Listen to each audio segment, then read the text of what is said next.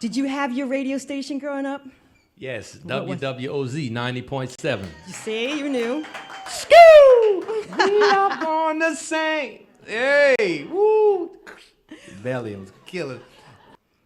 I love radio. I think it's really intimate. I think there's something about it that's really special. What is it that you like about radio? And when was the first time you heard yourself on the radio? I love that about radio too. It's like the whole world is listening, but it's really just you. Mm-hmm.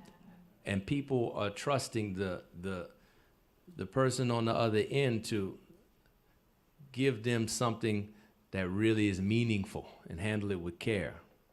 And that's a very important role.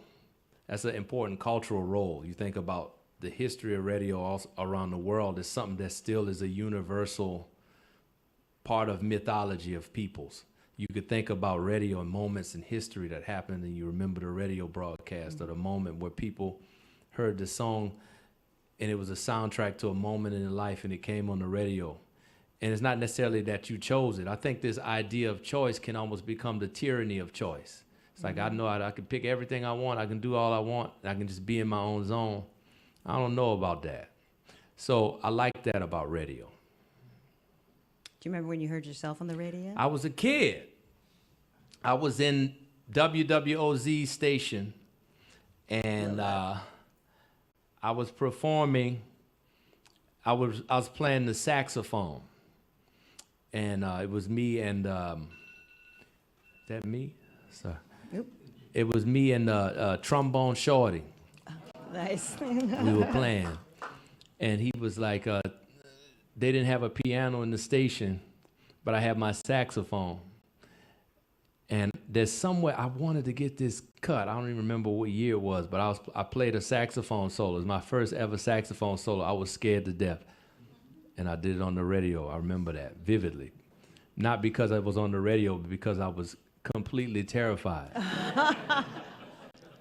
I think that making what I wanted to make and making it in a way that was so authentic and true that it just felt like I was doing it just for me.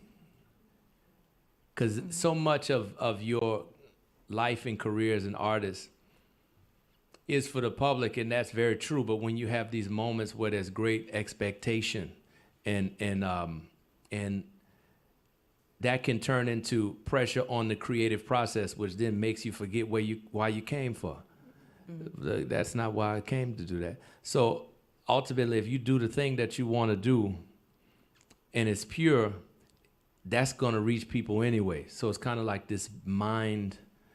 You have to get out of your own way and get out of the way of the creative so it can flow. And that once that started happening, the evidence of that epiphany of Billy Bob Bob and this whole concept coming to me, I never would have thought of that if I was trying to fit into a box or a system or trying to create an album that wasn't authentic to my inclinations and my muse. So I'm very, very happy with coming out on the other side of that. Before we go to the final song, I wanted to ask about American Symphony. This film is really beautiful. It started out as one thing. It was going to be a documentary about Jon creating this symphony, and then in the midst of it, your wife fell ill again. Yes. She has leukemia. We follow you through that battle. We follow her in the hospital. We see her with her ports. We see you curled up on chairs. What did you get out of opening up your life like that? It was a big part of the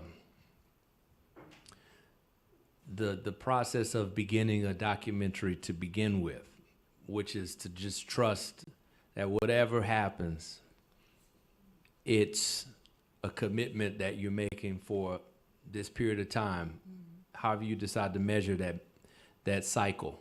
And for us, it was the cycle of creating a piece, this American Symphony, this massive work, and the lead up to the Carnegie Hall premiere of it, which to me seemed like a unit of time that was somewhat fathomable. A month into it, all these things happen. You know, Suleika has this news, and it's the same week as 11 Grammy nominations for the album is announced, and it's all these things are happening, the highs and lows of life, and the symphony is still going on, and I'm still on television, and I'm doing all these things, and COVID has another wave that comes into the world, and all the ideas of what we wanted to do to build the symphony kind of go to the wayside, and we have to stay in New York instead of going around the world and the country even just to find musicians to create a symphony. So all of this changes within a month. And you have to decide, okay, well, as a family, do we want to continue to honor the commitment of what we decided to do? And then that moment felt like it was bigger than us. It felt like it was a calling to continue to share this. So we decided to do that. And it was not always easy, but I think the end result will really, it's going to be something for everybody who has been through some form of life shift or interruption, a moment where you don't know what's to come. It's a gray area, and you're existing in that space. And I believe that that's worthy of me giving up my privacy for 7 months. Life comes at you. Yes. It really does. And you're doing well, because both of you were at the end for a little bit of your health. Yes. And you're doing well, and she's doing well. Yes, my goodness. Yes, we are doing great. Thank you. Thank you.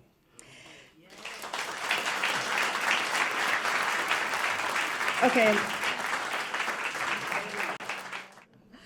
We're going to play one more song for us. Is there anything that you haven't been asked about this record that you wanted to say? Oh, my gosh. I know it's probably a lot, but there's got to be Yeah. something you've been just wanting to tell people. Yeah, I think I should tell people, listen again. Listen to 2 or 3. Yeah, listen again. With all due respect, you probably missed something.